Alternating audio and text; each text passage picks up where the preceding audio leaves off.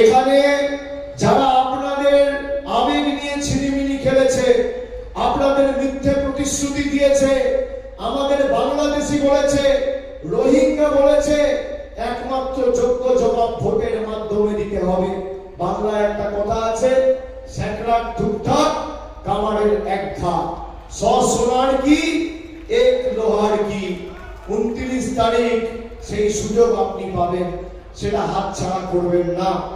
আর মতুয়া ভাইদের বলে যাই, যাদের নাম বাদ গেছে, কেউ সিএর ফর্ম ফিল আপ করে নিজেকে বাংলাদেশি ঘোষণা করবেন না, এদের ফাঁদে পা দেবেন না।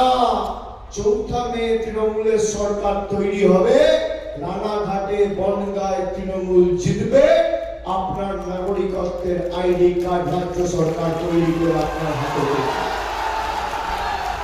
এই মাটি কারোর বাবার নয়। নরেন্দ্র মোদীকে আর অমিত শাহকে স্বাধীনতার 79 বছর পরে বাঙালিকে লাইনে দাঁড়িয়ে ভোটাধিকারের প্রমাণ দিতে হবে না, নাগরিকত্বের প্রমাণ দিতে হবে না।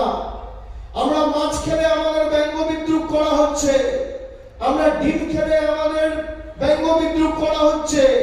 বাঙালি মাছ খাবে না, মাংস খাবে না, ডিম খাবে না, আমাদের মনীষী বীর বিপ্লবীদের অপমান করা হচ্ছে।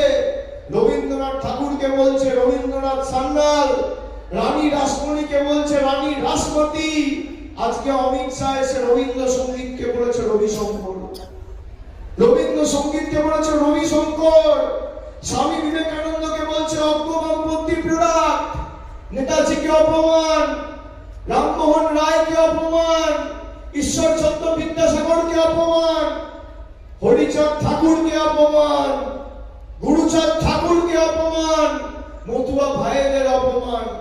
রাজবংশী মতুয়াদের আসাম থেকে নোটিশ পাঠানো হচ্ছে, এর জবাব যদি না দেন, যদি আরেকবার এই মাটি থেকে বিজেপি জেতে, আপনাদের কোনো অধিকার থাকবে না এই মাটিতে। আমি রানাঘাটের মায়েদের জিজ্ঞেস করতে চাই, বিজেপি 2021-এ আপনাদের বলেছিল ডবল ইঞ্জিন সরকার হলে হ্যান করেগা ত্যান করেগা, এই দেবো তাই দেবো। এমএলএ কার? বিজেপি। এমপি কার? বিজেপি।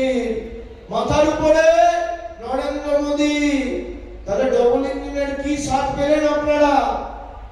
এখানে 100 কিলোমিটার রাস্তা হয়েছে, রাস্তার জন্য রানাঘাটে এখানে 64টি নতুন রাস্তা।